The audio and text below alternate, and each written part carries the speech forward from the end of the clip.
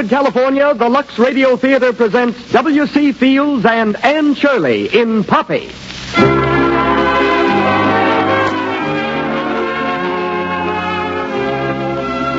Lux presents Hollywood. To the thousands of loyal listeners who wouldn't miss a Monday night with us, to the thousands of loyal women who insist on Lux Flakes, our grateful thanks. Your purchases of Lux Flakes make these programs possible. Our bill tonight is headed by W.C. Fields, Anne Shirley, John Payne, and Skeets Gallagher in Poppy. We'll also hear from Miss Margaret Graham of the Algie Barnes Self-Floater Circus, who tells us of customs, costumes, and superstitions of the circus. Louis Silvers conducts our orchestra. And now, here's our producer. Ladies and gentlemen, Mr. Cecil B. DeMille.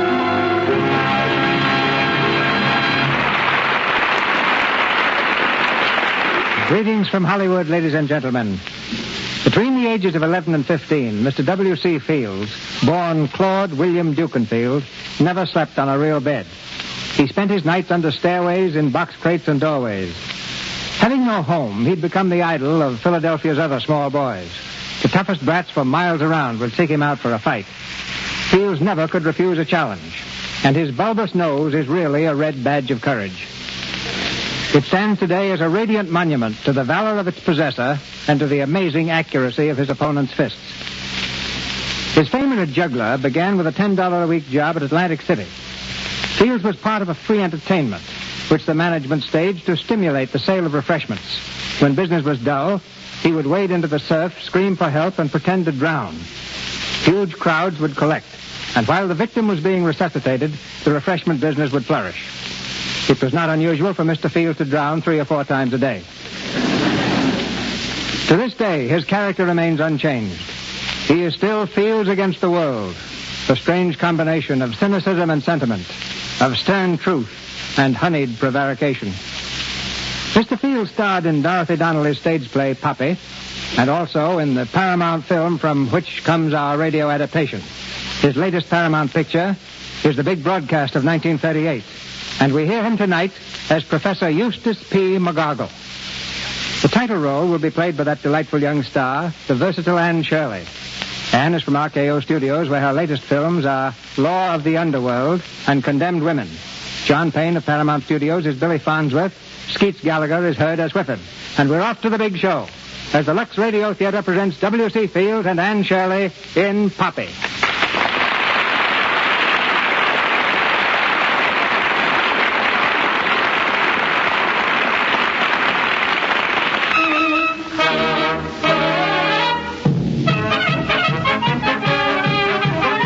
Fairgrounds on the outskirts of a tiny Indiana town in the year 1881. At the end of the midway on a rickety platform stands a bulbous-nosed gentleman known as the Professor. In one hand he holds a decrepit banjo, in the other a quart bottle of purple bark sarsaparilla, guaranteed. With his old top hat riding perilously on the bridge of his nose, he leans down to the crowd and addresses them in a rasping baritone. Now, step right up, ladies and gentlemen, close to the platform. Step out of the gutter bar and let the water run. Your hair absolutely free of charms. My charming daughter, Poppy, the flower of the song world. In a song recital, and I shall accompany her on that noble instrument, the Kadula Kadula. I thank you. It is my privilege and pleasure to introduce the most remarkable scientific discovery of marvelous modern times. Purple bark sarsaparilla, $1 a bottle. 4 quarters, 1 smacker. Purple bark sarsaparilla, ladies and gentlemen, the one cure. Remedy for man, of beast, fish, fowls. Grow hair on a billiard ball. Will it grow hair in a pool ball? All but the 8 ball. It's a fake. Now you impugn my honor. So's that sawing a woman in half a fake. I saw her afterwards and arrested her. Well, you astound me. I thought they were killing from 8 to a dozen women a day. Let me through, yes. Let me through. I want to see the man who sells that remedy. Oh, that's fine. Let's lead you through. How do you do? Lovely weather we're having. How many bottles? Quick. None. I bought one bottle of that bile stuff from you yesterday. Oh, so you did. And how's your Adam's apple today? I never had an Adam's apple. Oh, how unfortunate. You sold me the stuff for my dyspepsia. I spilled a little on the floor last night, and my cat licked it up. And this morning, expect to read it in your bulldog's eye. How interesting. He's dead.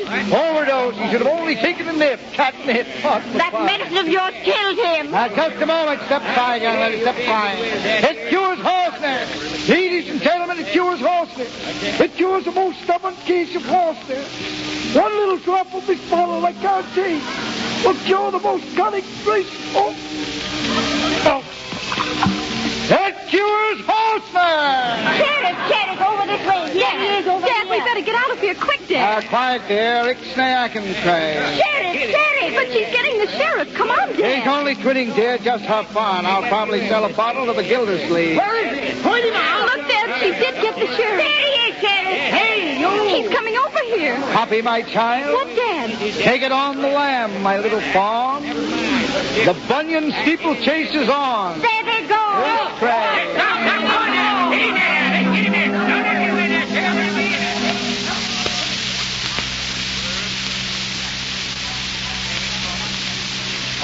Birds chirping in the trees. Flowers rearing their pretty little heads, shuffling their little feet, and singing by mere Mr. Shea. Oh, Dad, look. Do you mind if we stop walking for a while? I'm so tired. Oh, how thoughtless of me. Sit down, my little plum, and rest your pretty little bones. Here's a nice tin can for you. Sit on there. Do you think we're safe here? Gee, Dad, I'm so hungry. Courage, my daughter, courage. The Green Meadow Carnival is just around the bend. What bend? Ah, you have me there. Look, here comes a wagon. Yeah. Gilpin's hurrying to the carnival. Yes, but they're riding and we're walking. Walking is good. Shortens the appetite. Here. Chew on this piece of milkweed. It's full of calcium, good for the teeth. Oh, no thanks. Dad, Huh? Dad, why don't you reform? Reform who? Well, yourself. Say you're smarter than any other man I ever met.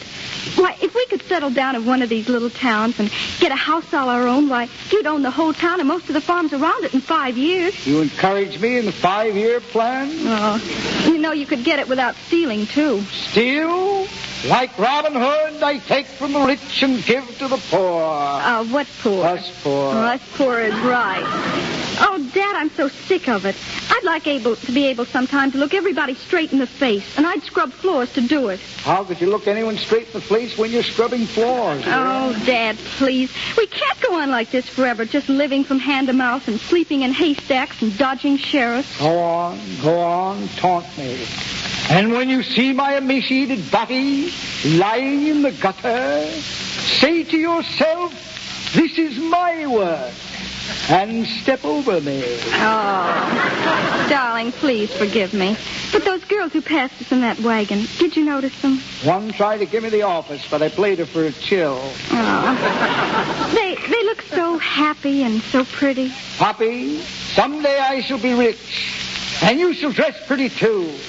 You shall have frocks and gowns of diaphanous silk, and you shall have a coach and four with gilded wheels, and flunkies and gold braids. Yes, and just how are you going to get all this? I hadn't thought about that. But where there's a will, there's a way. Pardon me, dear, just a touch of liver. Dad, please listen to me. Oh, I know you mean well, but it isn't only for myself I want those things. It's for you, too. You want me to wear frocks? No, and it doesn't have to be a gilded palace either. Just a nice little place, something we can really call our own. You know, we've never had that. I know it hasn't always been easy for you, bringing me up all by yourself, but, oh, gee, we can do better. We can, Dad, if you'll just make up your mind to it. Will you, Dad? Dad? Fill it up, barkeep. Pass up yourself. Make mine scotch on rye. Oh, Dad.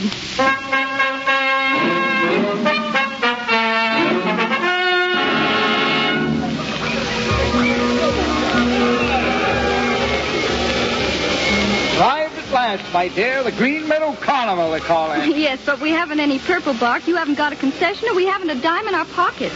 Don't change a thing, dear. Leave it all to me. Oh, gee, I'm so hungry. Hungry, my child? There's a place right over there. The sandwich stand? But, Dad, we haven't got any money. Quiet, child. Dad, listen, please. You can't get anything without an pay. Proprietor! Where's the entrepreneur? Dad, please. Where is that fella? Drat cat. Entrepreneur, my good man. Good morning. Hello, service, please. Oh, sure. What'll it be? Give me 2 of those luscious bologna sandwiches. Sandwich show de la chaîne. 2 dogs coming up. Dad, Yeah. please. Will you have a double, dear? No, I don't want any. Oh, that's fine. Make it 2 double. All right, here you are. That's 20 you. cents. Thank you. Will you have mustard, Poppy John? Some mustard, please. It's right in front of you. It's 20 cents for the dog. Right in front of me. Oh, yes. Mm-hmm. No mustard? Say, that's the best there is. If you don't like it, don't eat it. That's 20 cents. 20 cents. Is this reefold? This horse release fresh? Of course it's fresh. That'll be 20 cents. Oh, delicious. Try some of this horse release, my son. A little mayonnaise, my good man, and some cranberry sauce if you have it. And now listen, you horseradish, or mustard, or mayonnaise, or cranberry sauce, it's costing you 20 cents. 20 cents, huh? Yes, 20 cents. Ridiculously cheap. Very reasonable. Remind me to pay you at the end of the engagement. No, you don't. You pay me right now. Wait, here, mister. You can have mine back. Mine also. I refuse to do business with a man. You tramp, you've eaten more than half of them. How do you expect me to sell these now? First you insult me, then you ask my advice on salesmanship. Come, my little lamb, and you keep a civil tongue in your head, or you'll lose our trade. Come back here, you. You'll fork over that 20 cents, or I'll take it out of your hide. Unhand me, you wretch. Unhand me, sir. I'll crush every bone in your head. Come on, shell out. You take your hands off him. Let him He's alone. whipping my coat. Let me go my coat. I'll let go of your coat when you give me that 20 cents. Oh, now you've done it, Daddy. Dad, what's the matter? Oh, you'll pay for this. Say, what's the matter? I didn't do nothing. What's eating you? It's broken my sacroiliac. Huh? My sacroiliac broken in 6 in the first. What's the matter here? Break it up. Come on. What's the matter, Joe? This guy here, boss, he wouldn't pay for the dogs, and now he says I broke his celiac or something. The pain is excruciating. Shut up. Someone will pay for this and pay dearly. I told you to shut up. You know to whom you are addressing, young man? I don't know who you are, but I happen to be the manager of this show. Manager, eh? Oh. Someone will pay for this, and I think I know who. All right. How much do you want? How much do I want, eh? Trying to bribe me. Very well. I'll take $10,000 in the concession. I should charge you $20,000. I always was an idiot where business was concerned. I'll give you the concession and $10. Take it or leave it. I'll take it. Here. Your booth is at the end of the midway. Now, no shell games, no gambling of any kind or description. The mayor of this town is a very fussy guy. No fair fussier than I myself, I assure you. All right, you can take over the concession any time you want. Thank you. Very well, my little plum. It's just as I told you. Where there's a will, there's a way.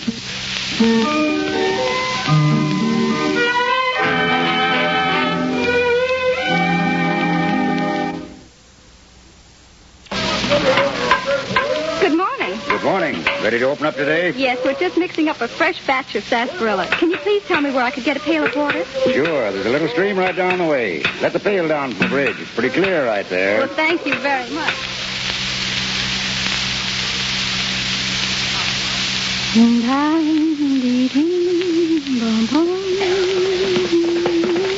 Hey! Hey, look out. Hey! Get off the bridge. Whoa. Hey, you all right down there? You knocked me into the stream. Gee, I'm terribly sorry. Don't you even speak to me. Shame on you trying to commit suicide at your age. Think of your old father and mother. Think of me. Yes, well, if I told you what I thought of you, I wouldn't be a lady. Here, let me help you up. Don't you touch me. Riding a horse that way across a bridge, you must be crazy. Yes, come on. No, and stop grinning at me like a silly ape. By the mirror, I bet you'd grin, too. Do you have brown eyes, or is that just mud? Why, you... Oh, gee, I guess I must look terrible. You know, I fell into a stream once. Know what I did? You went and dried off. That's right. Look, there's an old swimming hole about 100 yards downstream. We always hang our suits on a tree there. My sister sort of fit you. You slip into it, and I'll put the nag away, and I'll see you there in about 10 minutes. All right? Well, all right. Swell. You can hang your dress up and let it dry out. See you soon.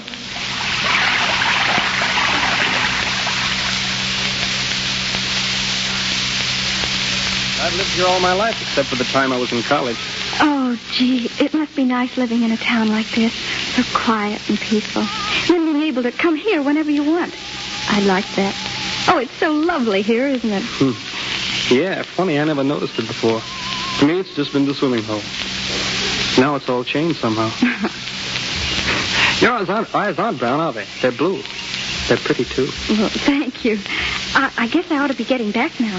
Say, wait. I don't even know your name. It's Poppy. Poppy.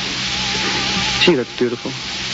My name's Billy Farnsworth. My father's the mayor of this town. I'm his son. Well, that's a coincidence. Thank you so much for bringing me here. Well, thanks for not being sore at me for pushing you off the bridge. Well, it wouldn't do me much good. Well, you could always sue, you know. Yes. The manager of the carnival was telling me about some old fake that tried to hold him up for $10,000 yesterday. Claimed he broke his arm. You could try that if you wanted to. Could I? Sure, I'd love to be sued by you. Then I could see you every day in court. Maybe you'd find out I was a fake, too. Oh, excuse me. What's the matter? Nothing. I've just got to get back. Goodbye. Hey, Poppy, wait.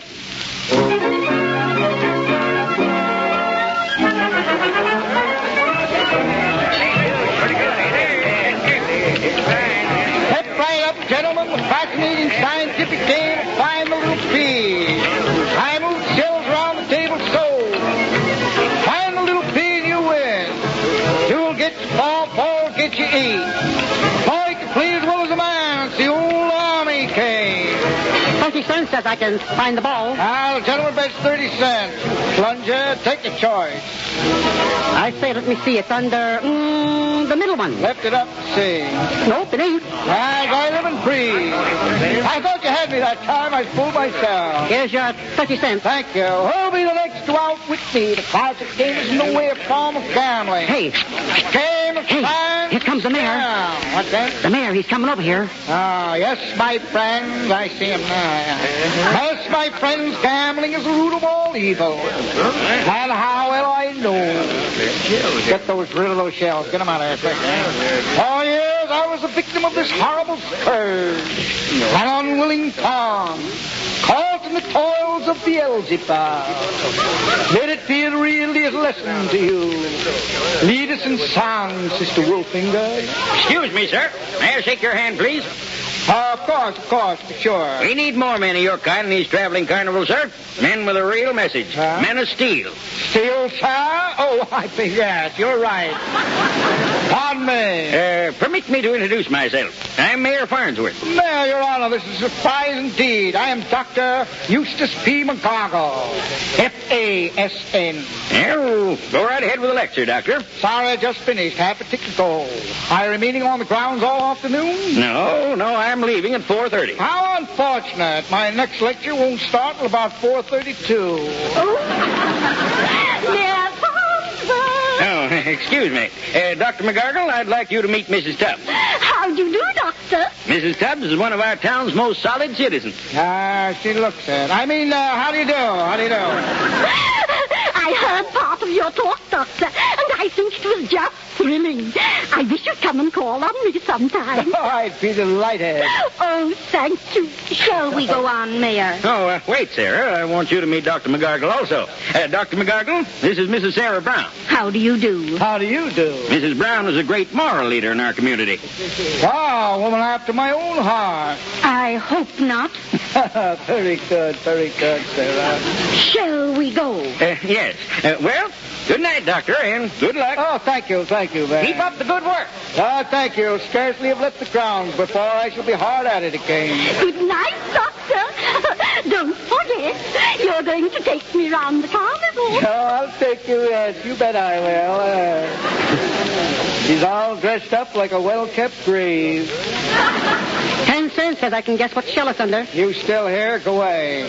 My name's Whippin. What a pretty name. Go away. You draw flies. Well, gee whiz, all right.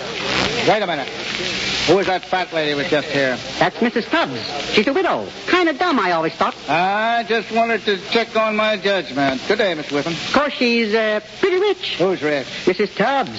Got her hands on most of the money in this town. Is that so? Yep, it was left to her in a will. In a will, eh? Yep, second cousin or something left it to her in a will. That's very interesting. Very interesting indeed. Very interesting. Widow, eh? Yep. Widow. You, thinking of something? Yes, I was, As an old blind aunt of mine used to say, where there's a will, there's prosperity just around the corner. It's early the same evening, and Professor McGargle has gone a-wooing. On the doorstep of Mrs. Tubbs' comfortable house, he adjusts his purple brocaded vest, flourishes a tattered handkerchief at his dusty shoes, and raps smartly on the door. Dropping, hear those pennies fall. Everyone's for the professor, he will get them all and more too. What's the matter here? Everybody dead? Good evening, Mademoiselle Shrubs. Hi, Dr. McGargle. What a pleasant surprise. Oh, come in, please. Thank you. Well, go right in the parlor, Dr. McGargle. Welcome to my modest little cottage. Oh, quite a charming lean-to you have here. Reminds me of my wickiup on the Magogo River. Tributary to Lake Titicaca. Would you sit down, please? Oh, thank you. I hope you'll pardon my intruding at this hour, Mrs. Flubbs. Tubbs. Thank you. Well, I came on a mission of utmost delicacy. Oh, something to do with charity, no doubt. Well, yes and no and no. Nevertheless, I'm ashamed to come empty-handed. I had fully intended to bring you a basket of hollyhocks, but I couldn't steal a buy up. They're out of season. I didn't want to bring you canned hollyhocks. Oh, of course, I understand. Let me take your hat. Oh, no trouble. I'll put it right here. Oh, what a clumsy Japanese I am. I'm afraid I've broken your lovely vase. Oh, it's all right. It's just some of the water spilling on the family altar. Now, here, let me dry it off. Oh, water fades pictures, so it's horrid. Do you like water? A little on the side. Give it to me. I'll dry it. Oh. The pages, this one's loose. This came out right in my hand. Oh, well, it really doesn't matter. Oh, you're too kind, Mrs. Dubb. I shall take this picture along with me and have a new print made first opportunity. Oh, but you really don't have to. Oh, say no more. Dismiss it. It's good as done. Oh, well, if you insist. Oh, I'm rather proud of my album, you know.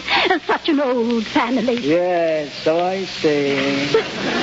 Are you interested in family albums, They Dr. are the McCardle? fondest things I am. There are some very interesting things in this one. I'm sure. Well. John L. Sullivan. Oh, no. This is my old Aunt Anna. Isn't she sweet? Oh. Yes, she is. She's very quaint. What biceps. What a teaser. Mrs. Tubbs, Look, this one here. The man with the beard. What's that? Well, of all things, if it isn't Cockeyed Mulligan. I don't know who Mr. Cockeyed Mulligan is, Dr. McCardle, but this is a picture of my husband. Is that so? Oh, what a fine-looking old codger he is, too. I hope you pardon the mistake, Mrs. Dubb. I confused him with a man who used to work with me, worked for me, rather, in the silver mine, gold and platinum mines I had up at Cohen's Gulf. What? Old Mulligan, the old stew. Finest fellow who ever lived. He hung before his time. He died before his time. Died young. Did you say you own gold and platinum mines? Oh, did I? Yes, it might have slipped out. Well, that's very interesting. Yeah, I always thought so myself. That's one of the things that brought me here tonight. Really? Yes. Mrs. Nubbs. Well, a man has spent his life at hard work. Did I ever tell you the story of how Mulligan and I, pardon tear, dove off an escarpment of frigid ice into the Winnemucca River, each with a canoe under his arm? Oh, how great! When we approached the opposite shore, we were confronted by 50,000 Skagway Indians. Oh. There they stood with their tomahawks raised high above their heads. Oh. Mulligan and I unsheathed our bowie knives and cut a path through this wall of human flesh, dragging our canoes behind us. Oh, marvelous. Well, anyway, nothing really. When a man has amassed his share of this world's goods, His heart turns to things of a more spiritual nature. He dreams of peace and security and a mellow old age in the company of Yes. the woman I love. Oh, Dr. McCardle. Mrs. Trubb, has anyone ever told you were beautiful? Well, yes. I knew they had. I knew they'd beat me to it. I knew it. Oh, no, now, but wait. Before you go any further, Doctor, I think I ought to tell you. Huh? I shall never marry again. Oh, you won't, eh? After leading me on. What? You can't take a man's heart and tear it to shreds, making me look like a knave in the eyes of the world. Oh. Me with a grown daughter? Oh, the idea. Why, it's a clear case of breach of promise. What? Women. A mere pawn in the clutches of an adventuress. Oh, the idea. Oh, Dr. McCardle,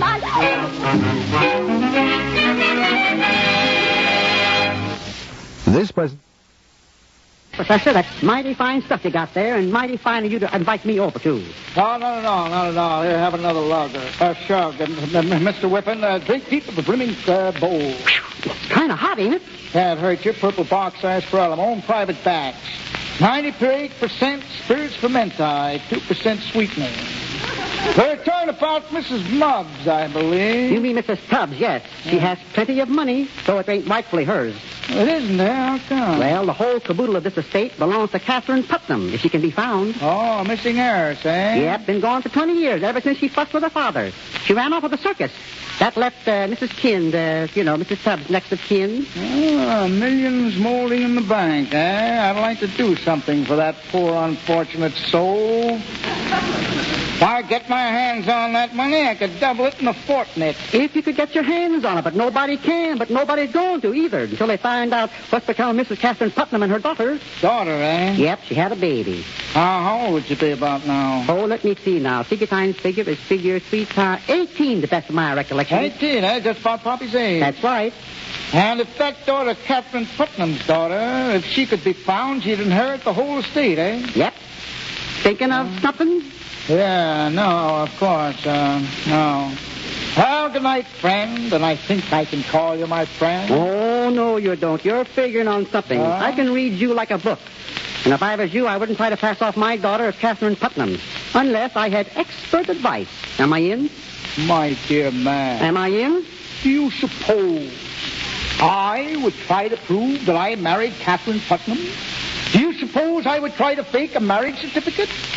Do you suppose I would say that my daughter is not my own flesh and blood, but Catherine Putnam's daughter?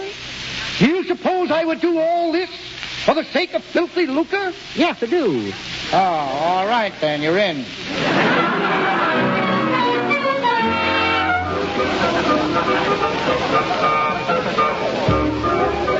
What do you say, Poppy? Once around again? All right, I'll get the brass ring this time. Then we've got to get off. I want to speak to you, Poppy. All right, Billy.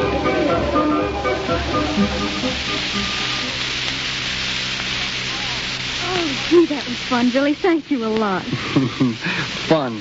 A girl like you been around carnivals all your life, and you still get a kick out of a wooden horse. I can't understand it. Well, I guess I feel like you did. You know about the swimming hole. Oh, I never knew it was such fun before. Poppy, you've forgiven me, haven't you? Well, you know, for what I said the other day about... Oh, of course I have. You didn't know, and, well, anyway, I guess part of it's true. No, but it isn't. Why, well, he's a swell guy. Oh, he is a swell guy. Poppy, do you still feel the same? I mean about, well, wanting to settle down in a little town like this. Well, I guess so. Why? Well, I could fix it. You? Sure. But how? Well, all you have to do is just stay here. Stay here and marry me. Billy. Oh, but you don't know what you're talking about. Yes, I do. I mean it. It just struck me all of a sudden, Poppy, but honest, I mean it, like I never meant anything in my life. Oh, Billy, you're so sweet, but... Oh, I couldn't do it. I couldn't leave Dad to go roaming all over the country by himself. You know, he's getting an awful lot of trouble without me. No.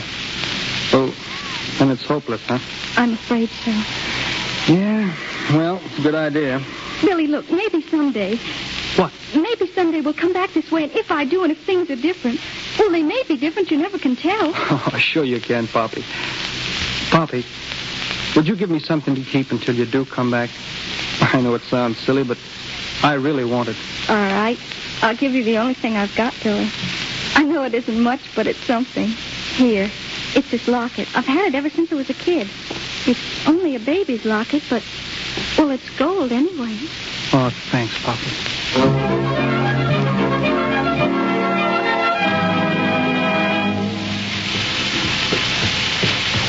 It's right up here, Mayor. The professor's temporary quarters. You say you're positive Dr. McGargle was married to Catherine Putnam after she left home? That's right, Mayor. Sounds awful fishy to me. Here we are. Good morning, Doctor. Ah, Mr. Whiffen, good morning. Dr. McGargle, I brought Mayor Farnsworth to see you. Oh, Your Honor, I trust you're fit this effulgent AM. Good morning, Doctor. Mayor Farnsworth wants to ask you a few questions. Oh, proceed, Your Honor. Yes. Doctor, what was your wife's maiden name? My wife. You refer to Catherine? No. The family name. Was it by any chance Putnam? I'll be candid with you, Mayor. It was. But you rarely used it. A misunderstanding in the family. Mayor Farnsworth is the sole trustee of the Putnam estate. That's so. Very interesting. Very interesting. Yes. Mr. Whiffen tells me your wife passed away several years ago. Yes, poor dear. She was killed in Upper Sandusky. Run over by a pie wagon.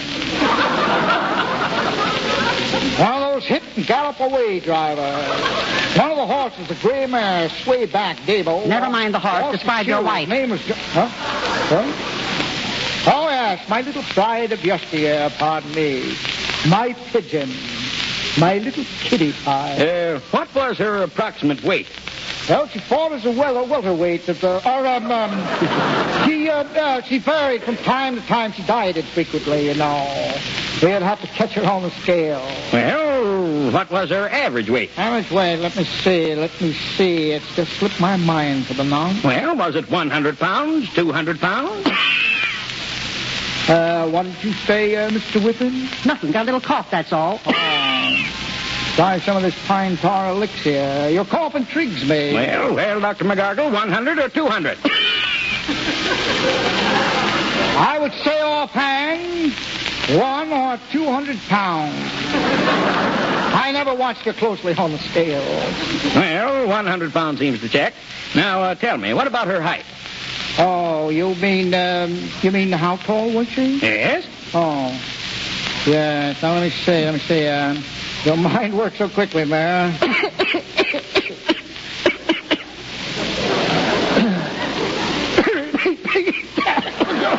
What's this? What? Nothing, Your Honor. Let me see now. How tall was she? Oh, yeah. She was 8 feet tall. 8 feet? Pardon me. Now, this is all very distressing. I was thinking of a piece of land I bought, 8 by 16, up in Cucamonga. Had a very fine view of the ocean. Well, how tall was she?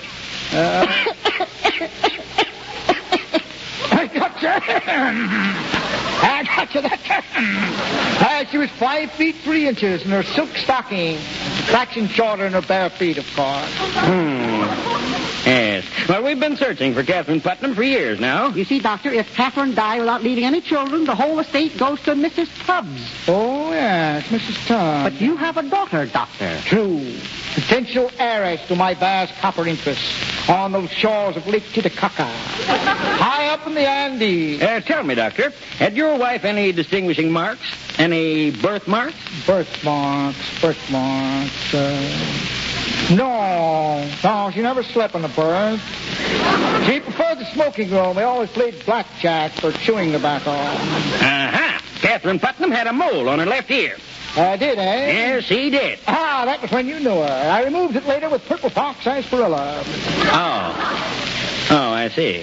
Well, have you any other proofs? Nothing at all. Oh, yes, I have a photograph of her. Taken in her teens in the mud bath of the manor house up at Punxsutawney. Now, where did I put that? She loved those mud baths. I had that around here, perhaps to mislay that. Oh, what's this? Oh, here it is. This our marriage license, which of course can be of no interest to anyone. What? Let me see that. Perfectly. The marriage license. Doctor, do you know the value of this document? Only that it is very near and dear to me. By this, your daughter becomes the heiress to the Putnam fortune. You overwhelmed me. What a coincidence that I should have carried it all these years.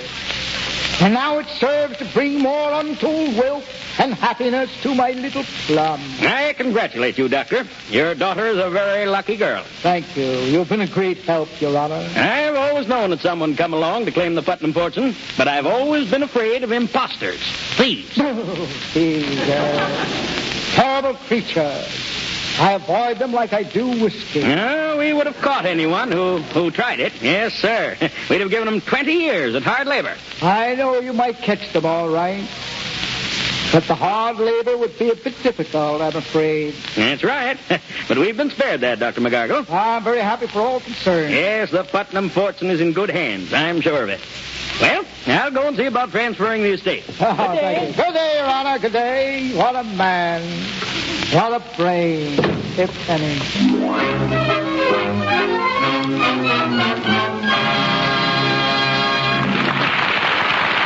We pause for station identification. This is the Columbia Broadcasting System.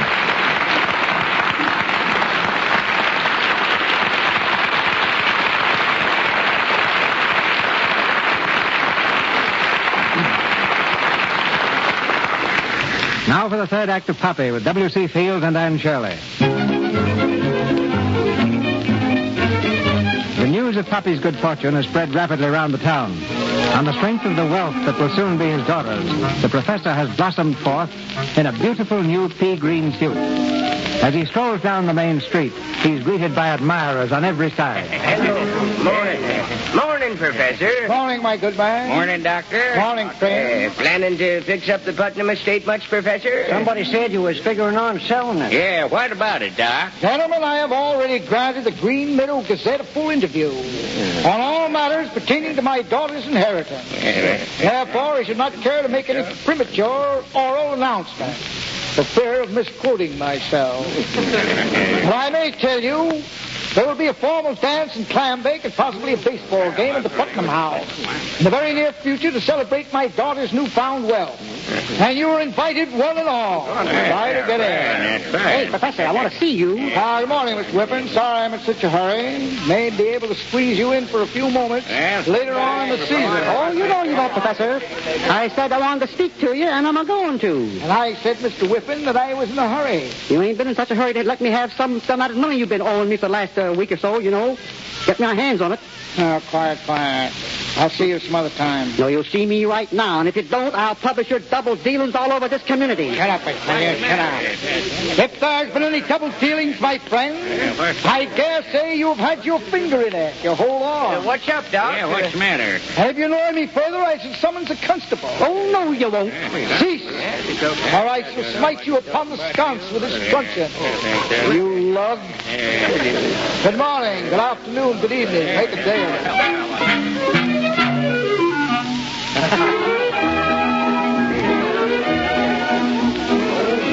Oh, Billy, I still can't believe it. It isn't true. It can't be. Well, if it isn't, you're certainly feeding the whole town for nothing. Look at them.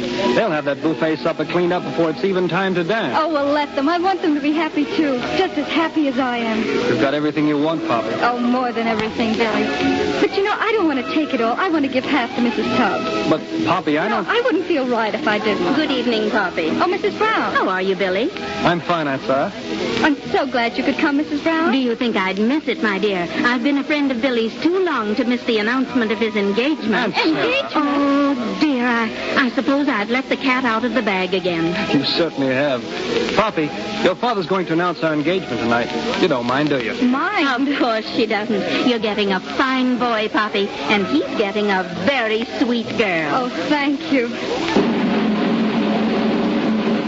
Ladies and gentlemen, as mayor of Green Meadows, it is my privilege at this time to introduce to you a man who needs no introduction. I give you that great entertainer, that kindly and lovable character, Dr. Eustace P. McGargle, F.A.S.F. I thank you, ladies and gentlemen. I shall play for you this evening the first motive of the Dujiji from the opera Schreckensnatz by Gilke Kimmel and Ossip P. Bedapole on my beloved Cthulhu Cthulhu. But before I do, I want to introduce to you the marvel of the scientific age. Purple Fox Sarsaparilla. Dad, no. I beg your pardon, dear. I'm awful sorry. What a faux pas. Excuse me, ladies and gentlemen, I have a very important announcement. Soon, ladies and gentlemen, in this very room in which you stand, two of the oldest families in Indiana will be joined by wedlock. I refer to the family Farnsworth and the house of McGarver. What's going on? Yeah, what's the matter? What's the matter? Who are you? What's the matter? What's the matter with me? Mr. Whippen, what's the meaning of this? Your Honor, before this goes any further, I want you to know that this man, the father of the girl who's to be your daughter-in-law, is one of the biggest swindlers that ever come down the pike. What's that? The man's mad. He's a dildo. He belongs in the nut bag. Mr. Whippen, you'll have to support those remarks. I'll support him all right. You got that marriage certificate he gave you? Yeah, right here in my pocket. Well, take a look at it. That certificate is a forgery. What? Yeah, but I can prove it. He claims this paper was made out in 1863. You see that watermark there? Plain as the bones in your hand, 1881. I've been framed. I've been swindled. Get a lawyer. Dr. McGargle, explain this at once. I shall explain it. Have no fear. I shall have my attorney here first thing in the morning. Happy? Take it on the lamb. Stop that man.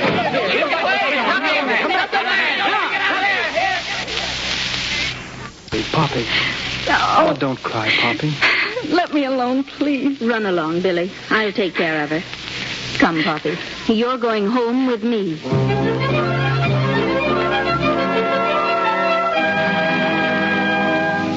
Poppy, dear, don't cry anymore. And don't worry about him. He'll be all right. Oh, they never made an arrest in this town except by mistake. Oh, why did he do it? Why? Oh, I guess he just didn't know any better. But he does. He's smart, really. Honest he is. Who's that? No, I'll answer it. You stay here. Good evening, Miss Brown. Yes. Oh, Dad. May I step in for a moment? Yes, get in before somebody sees you. Oh, Dad, I was so worried. You came back for me. Yes, to say goodbye, my baby. I have been eluding the local band of assassins all evening. I saw the light in this modest cottage, and looking in the window, I spied you, my little plum. Oh, Dad, please, you've got to hide. What'll you do if they find you? About 20 years. If you're lucky. Quite true. Oh, Dad, you can't. You've got to get away now. Come on, dear, I'll go with you. No, my baby, you must stay here. But I don't want to. I want to be with you. You're my father. My plum, I can't lie to you any longer. I'm not your father. What? No, my baby. Oh, Dad, you're lying. You don't know what you're saying. It's the truth. I found you with the circus when you were 3 years old. Listen, the bloodhounds are on us. I must go. Oh, but Dad! Here, my plum. I empty my pockets for you. Take this worldly goods, $3 in cash, the shell game, and some private paper. They're all I have. Dad, you can't leave now. I must, dear. Goodbye, my plum, and bless you. And one word of fatherly advice before I go. Yes, Dad. Poppy, never give a sucker an even break.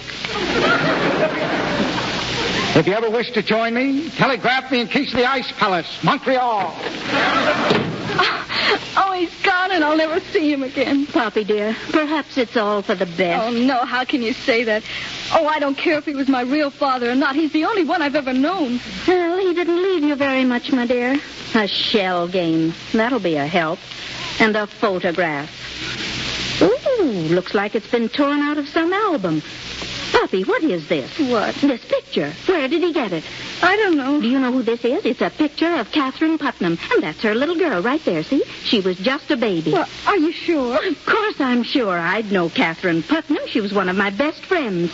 And that little locket around the baby's neck, I gave it to her at her christening. Why, I have a locket like that. Where? I gave it to Billy. It's shaped just like this one. Wait, did you open it? Well, Open it. I didn't know it opened. There's a picture in it, a picture of Catherine Putnam's baby. It was cut down from this one here. If the picture in that locket is the same as this one... And if it is... Oh, come on, quick. Where are we going? We've got to find the mayor, and we've got to find Billy, and we've got to find that locket.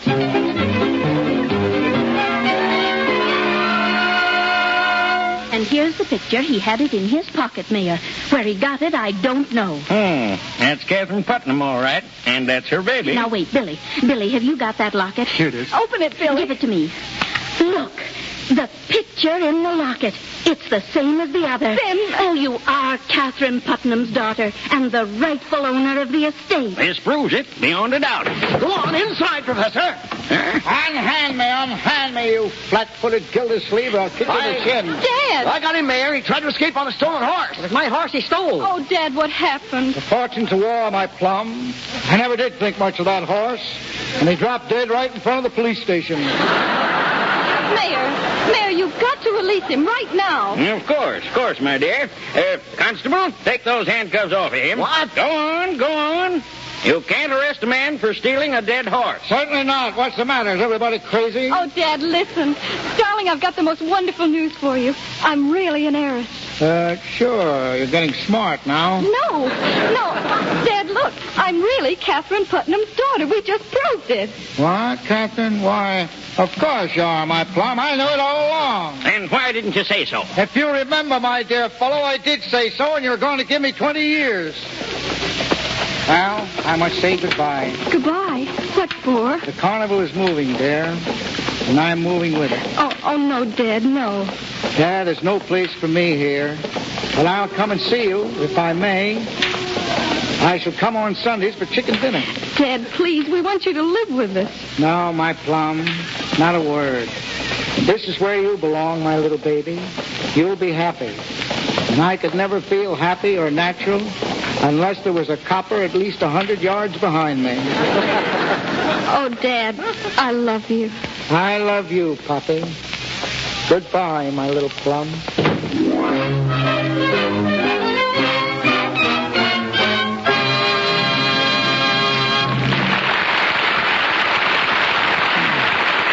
And that is the end of Poppy. Mr. Fields and Miss Shirley will rejoin us presently.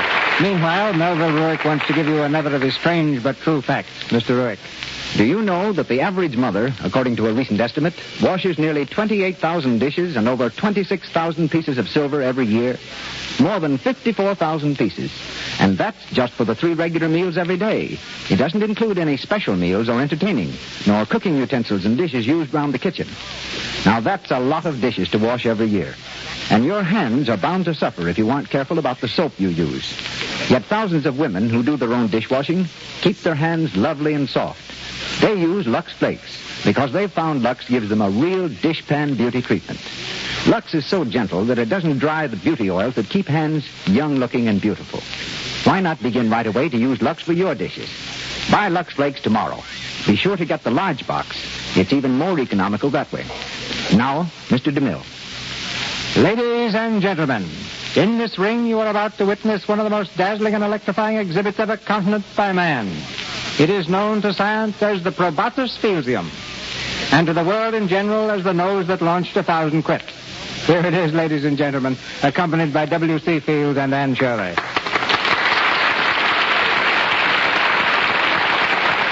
Thank you. Thank you, but let's be informal. Just please call me Whitey. Did you ever really travel with a circus? Oh, yes, Anne. I once lent my services to a peregrinating mountebanks. I was with him for a brief sabbatical.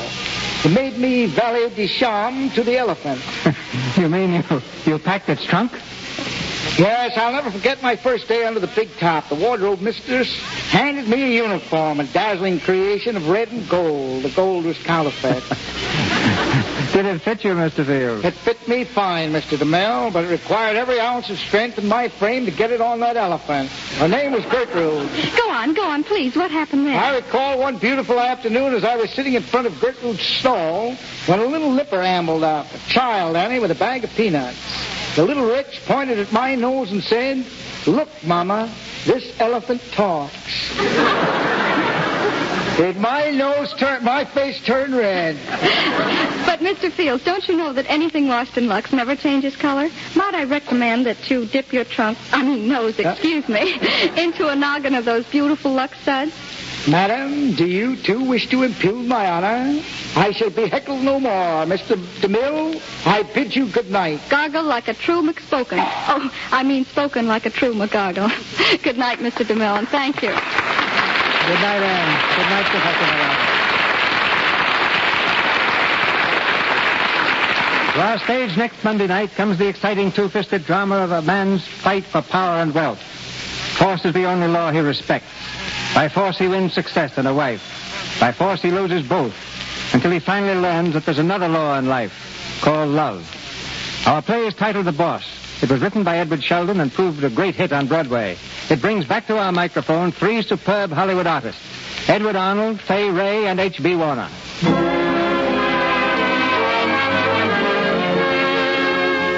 Our sponsors, the makers of Lux Flakes, join me in inviting you to be with us again next Monday night when the Lux Radio Theater presents Edward Arnold, Fay Wray, and H.B. Warner in The Boss.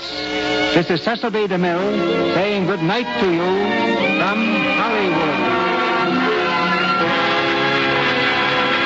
Heard in our play tonight was Keith Gallagher as Wickham, John Payne as Billy Farnsworth, Helena Grant as Mrs. Tubbs, Lou Merrill as Mayor Farnsworth, Gretchen Thomas as Sarah Brown, and W.L. Thorne as manager of circus. Louis Silvers appeared for courtesy of 20th Century Fox Studios, where he directed music for the new picture Sally, Irene, and Mary. John Payne will be seen shortly in the Paramount film College Swing.